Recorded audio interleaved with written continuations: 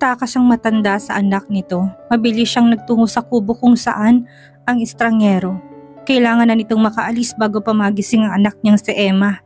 Hindi siya makakapayag na lalong mabaliw ang anak niya. Nagulat pa si Logan nang humahangos ang matanda. "Bakit po?" gulat na tanong niya. "Tara na at baka magising ang anak ko. Kailangan na kitang ialis dito," wika niya. Kaya nagmamadali na silang lumabas ng kubo. Dahan-dahan lang silang naglakad sa labas dahil medyo hindi pa magaling ang sugat ni Logan sa likod. "Kaya mo pa ba?" tanong ng matanda na medyo nakalayo na sila sa kubo. "Opo, kayo po ba?" tanong ni Logan. "Kaya ko pa. Huwag mo ko intindihin at malakas pa ako sa kalabaw," aniya. Habang naglalakad sila, nakasalubong sila ni Mang Kenner na may dalang jeep pampasada sa bayan. Tinara to ng matanda kaya nakasakay sila. "Pare, saan ba ang tungo nyo at sino naman yung kasama mo?" tanong nito. "Sa bayan. Huwag ka na magtanong basta ihatid mo na lang kami sa bayan," aniya. "Ang sungit mo naman pare, parang nagtatanong lang." Natahimik na silang lahat at maging si Logan ay napagod sa biyahe kaya umidlip ito. At Batanes, 10 AM, saktong kalalapag lang ng private plane yung sinasakyan ni Rickson. Ayon sa mga rescuer, may nakakita sa taong nakasakay doon. Kaya pupuntahan nila. Medyo malapit na sila sa bahay na sinasabi nitong Mang Mando at Aling Nena. Naglakad sila patungong tulay kung saan ang tanging daan para makapunta sila sa kabilang daan. Palapit na sila ng palapit sa bayan na sinasabi ng mga rescuer hanggang sa nakasalubong nila si Mang Mando. "Manong, pwede bang magtanong? Ano yun? May kilala po ba kayong Mang Mando at Aling Nena?" tanong ito. "Ako nga si Mando at asawa ko si Nena. Bakit niyo po kami hinahanap?" tanong ng matanda at panitingin sa kanila. "May hinahanap po kasi kaming tao. Napag-alaman namin na kayo po ang nakakita sa kanya," sagot ni Rickson at umaasa na tama nga sinabi sa kanya. "Ay, oho, asawa kong nakakita sa kanya. Nasa bahay muna siya namin. Bukas namin sana siya ihahatid sa bayan," aniya. "Talaga po? Maaari niyo ho ba akong samahan sa kanya?" tanong ni Rickson. "Oho, sumunod po kayo sa akin. Medyo madulas nga lang ang daan ha. Pasensya na po sa aming bahay rin," aniya. Sumunod na lang si Rickson kung saan pumupunta si Mang Mando. Hanggang sa tumigil ito sa isang maliit na bahay na yari sa kahoy at pawid. "Tuloy po kayo," alok nito sa kanila. "Mando, sino yung mga kasama mo?" tanong ni Aling Nena na lumapit sa bagong dating na asawa. "Mga dayuhan at hinahanap daw nila yung nakita natin," aniya. Teka, tawagin ko lang," wika niya. "Maupo muna ho kayo. Ano pong gusto nyo?" tanong nito. "Naku, wag na ho kayo mag-abala pa," wika ni Rickson. Naggulat naman si Kara at napatakbo nang makilala kung sino naghahanap sa kanya. Si Rickson. "Ano pong ginagawa niyo dito?" tanong ni Kara na halos malaki ang mga mata.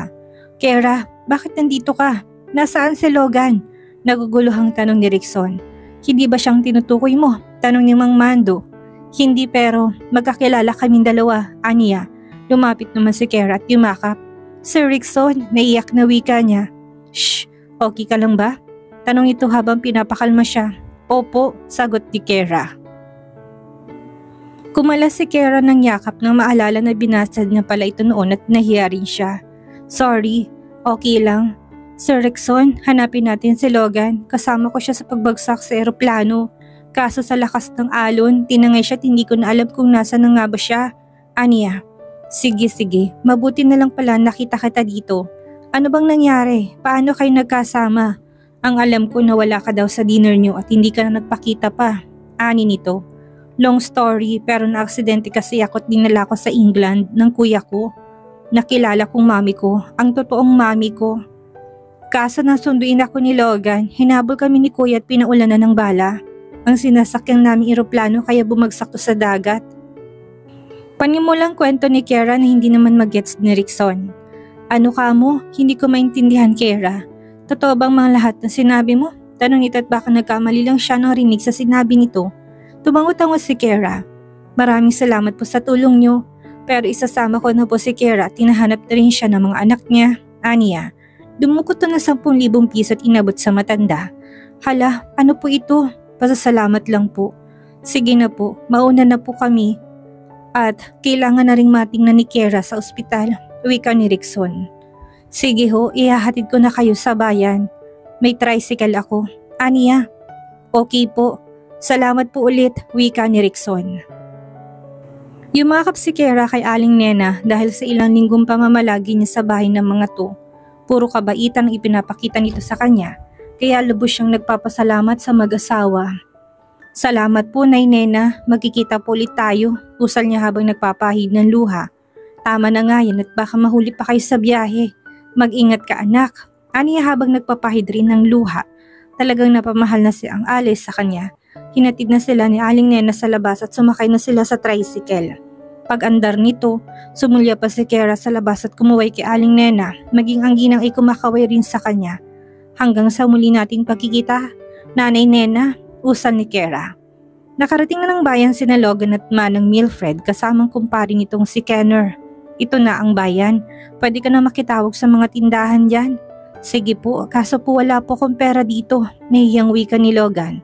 Sige, ako nang bahalang magbayad. Tumawag ka na lang. Aniya, salamat po. Sagot ni Logan at nagtungo na siya sa tindahan para tumawag. Nagdial siya ng telepono sa mansyon, ngunit ilang minuto at wala pa ring sumasagot kaya susuko na sana siya, ngunit nang biglang marinig niyang boses ni Aidan, nabuhayan siya ng pag-asa. Aidan, son, it's that you? Dad, yes. Son, where is your Tito Rickson? Tanong niya sa anak. I don't know, Dad. Do you want me to call him? Tanong ito. Yes, son. Thank you. Okay, Dad. Nang makarating ng bayan sina Rickson at Kara, nagpalingalinga si Kara sa paligid hanggang sa mahagip ng mga mata niya ang likod ng isang tao at hindi siya pwedeng magkamali. Logan? Usal niya. Ano, Kara? Tanong ni Rickson. Imbis na sagutin niya ito, tumakbo siya sa kabilang kalsada.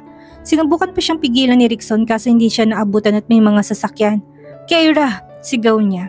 Kaso sa iki ng mga tunog ng sasakyan mukhang hindi siya maririnig nito. Nang makarating si Kara sa kabilang kalsada, nagtatakbo siya sa tindahan at na masigurong si Logan nga ang nakita niya mabilis nito niyakap at talikod. Nagulat naman si Logan na may yumakap sa likuran niya. Logan! Usal ni Kara. Nang marinig niyang boses ni Kara, napapihit siya sa harapan niya. Kitang-kita niya si Kara. Kara, ikaw ba yan? Tanong ni Logan na hindi makapaniwala sa kanya nakikita. Oo, akala ko hindi na kita makikita pa. Wika ni Kara at nagsisimula ng maiyak. Shh! Tahan na, nandito na ako. Hindi na tayo magkakahiwalay pa. Wika ni Logan. Ang mga mata nila ay nangungusap at tila may naisipahiwatig ang mga to. Logan kissed him and she responded. Hindi nila alintana kung may makakita sa kanilang dalawa. Ang tanging mahalaga sa kanila ay muli silang nakita. Nagulat at napapalakpak naman ang mga nakakita sa kanila, partikular na si Rickson. Nakararating lamang mula sa kabilang kalsada at ang matandang si Mang Milfred. Masaya sila para sa dalawa. Nang makaramdam si Kara na parang may audience sila sa likuran, napalingon siya sa likod at bigla siyang nagtago. Sa likod ni Logan sa hiya nang makitang si Rickson na nasa likod. Hey bro, I miss you. Wika ni Rickson sabay tawa. Asshole, magtigil ka nga. Nakakabakla, iritang saway ni Logan sa kaibigan. Ikaw, mamamatay ka na lang, masungit ka pa rin. Oh Kara, anong ginagawa mo dyan sa likod? Patay mali siyang tanong ito. Hep, huwag mong pagtitripan si Kara, ayang ka na naman. Saway ni Logan. Nang maalala si Mang Milfred, lumapit siya dito at nagpasalamat. Salamat po, walang anuman, mabuti naman nandyan ang mga kaibigan mo. Nakangiting sagot nito. Sumaya niya si Logan kay Rickson na kailangan niya ng 10,000 at nag-gets naman to ni Rickson. Pasimpleng inabot niya sa kamay ni Logan ang pera at inabot naman to sa matanda. Ano po ito? Tanong ng matandang makitang perang makapal na naka-fold. Pasasalamat po sa tulong kung kulang po po yan. Let me know. Mag-iwan ako ng calling card ko. Then text me. Seryosong wika ni Logan. Ay naku, sobra-sobra na ito. Hindi mo naman ako kailangang bayaran. Usang loob kong tinulong ko sa'yo. Aniya, thank you po, sagot ni Logan. Marunong pala siyang mag-thank you. Akala ko puro sungit lang ang alam, bulong ni Kara.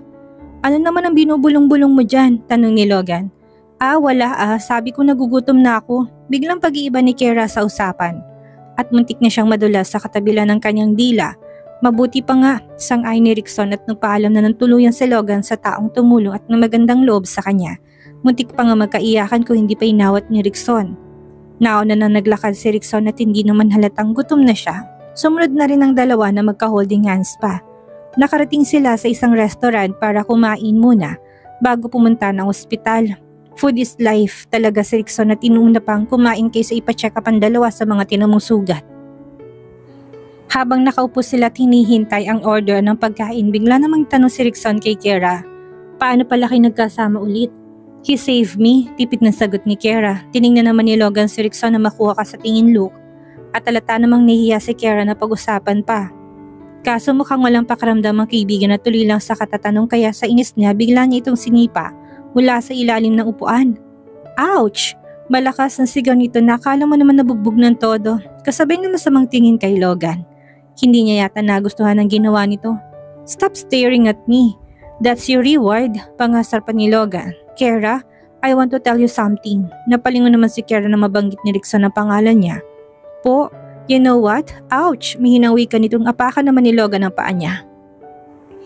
Nagkasukatan ng tingin ng dalawa at natigil lang sila sa bangayan nang dumating na ang mga pagkain. Magkasabay pang naglagay ng pagkain sa plato sina Kiera at ang mga kaibigan. "Salamat," tipid niyang sagot sa dalawa at sinimula na ang kumain.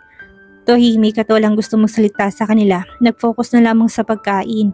Matapos silang kumain, dumiretso naman sila sa pinakamalapit na ospital sa bayan para ipa-check up ang mga tinamo nilang sugat sa iba't ibang parte ng kanilang katawan. At ayon naman sa doktor na nagsuri sa kanilang dalawa, mild lang naman ang mga sugat na tinamo nila maliban lang sa upper back ni Logan. Medyo malalim ito at kinakailangan ng magamot, kaya kailangan na muna nilang magstay na isang araw dito para matahi ang sugat nito. Habang nasa OR si Logan, panay naman ang dasal ni Kiera na huwag sana magkaroon ng ibang komplikasyon ng boss niya. Alam niyang malulungkot ang kambal kapag nalaman. Ang kambal nga ba? Hiyaw ng isipan ni Kiera na lagi naman siyang kinokontra. 2 hours later, binalita ng doktor na successful ang pagtahi na sugat ni Logan at pwede nang ilipat sa recovery room area. Nakihiram naman si Kiera ng cellphone kay Rickson para tawagin sana ang kambal ayon kasi dito na sa mansyon ng mga anak niya. Kaso nang denial naman niya ang cellphone ni Aidan, hindi man lang ito sumasagot kaya napagpasyahan na lamang niya na ipagpabukas na lang ang pagtawag at baka natutulog na rin ang mga bata. Ibinalik niya na ang cellphone kay Rickson na bigla nagtanong to sa kanya. "Okay ka lang ba? Kanina ka pa kasi tahimik. May problema ka ba, Kiera?" Tanong nito na nakatitig sa mga mata niya. Hindi kayang tagalan ni Kiera ang titig ng kanyang dating boss kaya naman nagbaba siya ng tingin sa bandang baba siya nakatingin. "Medyo po sir, namimiss ko na kasi ang mga anak ko. At sobrang natakot kasi ako sa nangyari. Natakot ako na baka mamatay na ako. Inisip ko paano na lang ang mga anak ko," wika ni Kiera. "Shh, huwag mo nang isipin pa yon. Ang tanging mahalaga iligtas kayo," wika ni Rickson para pagaanin ang loob niya. Nagulat si Kiera nang yakapin siya nito at kinulong sa dibdib nito. Kumala sa pagkakayakap si Kiera na tawagin sila ng staff para ipaalam na nalipat na ng recovery room area si Logan at pwede na silang puntahan nito. Tumayo si Kiera at inaya si Rickson kaso nagdahilan to at sinabing susunod na lamang siya. Kaya sumunod na rin si Kiera sa staff at dinala siya nito sa kwarto ni Logan. Kasalukuyang nahihimbing sa pagtulog ang kanyang masungit na boss. Lumapit siya dito at naupo. Nagsasalita si Kiera habang natutulog to. Hindi kasi siya makapagsalita kapag gising ito at sobra siyang nahihiya. Sinimulan niyang pagsasalita sa pag-amin. "Alam mo, sobrang natakot ako ng gabing yon. Akala ko talaga goodbye na, pero salamat sa pagligtas sa akin. Akala ko hindi na ako makakabalik pa tuluyan na makukulong sa palasyo. Sorry rin ko palagi ako nagmamatigas sa'yo. Aaminin ko kaya lang naman ako tinataboy kita. Palagi kasing kahit hindi mo man sabihin aminin sa sarili ko, unti-unti na rin naman ako nahuhulog sa'yo. Kaya sana lang, hindi na ni Kiera natapos ang confession niya na makarinig siya ng baritonong boses. I knew it, mahal mo din ako, wika ni Logan.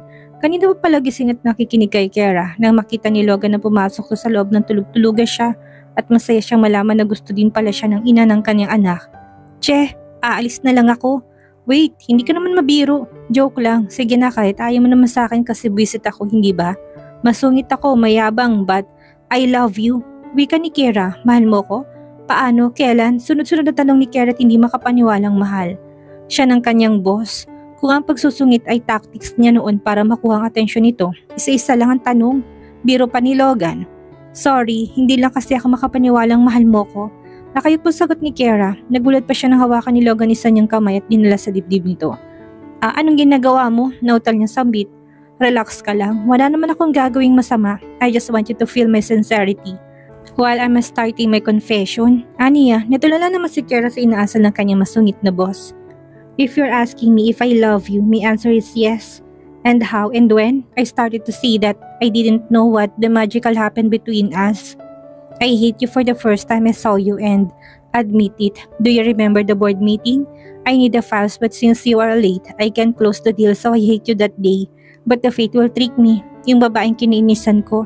Yung pa rin ang palang babaeng magpapatibok muli ng puso ko. Believe me, mahal kita, Kiera. Hindi dahil ina ka ng kambal. Given na siguro yon.